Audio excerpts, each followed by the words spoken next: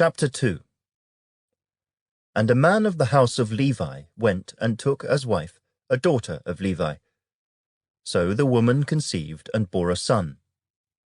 And when she saw that he was a beautiful child, she hid him 3 months. But when she could no longer hide him, she took an ark of bulrushes for him, daubed it with asphalt and pitch, put the child in it, and laid it in the reeds by the river's bank. And his sister stood afar off, to know what would be done to him. Then the daughter of Pharaoh came down to bathe at the river, and her maidens walked along the riverside. And when she saw the ark among the reeds, she sent her maid to get it. And when she opened it, she saw the child, and behold, the baby wept. So she had compassion on him, and said, "This is one of the Hebrews' children."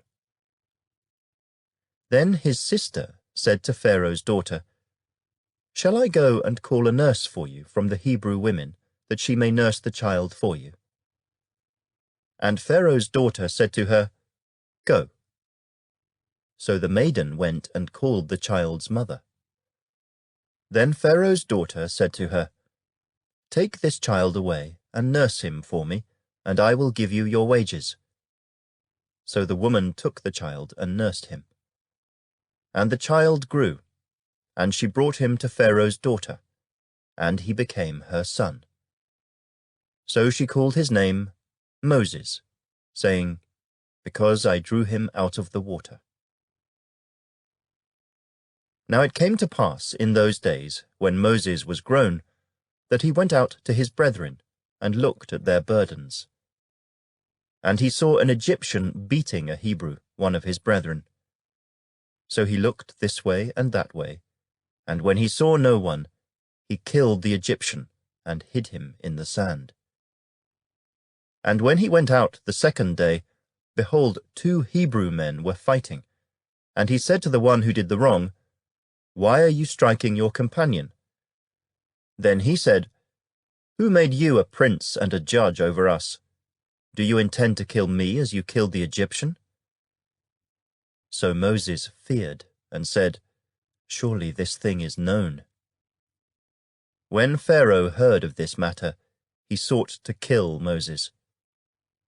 But Moses fled from the face of Pharaoh, and dwelt in the land of Midian, and he sat down by a well.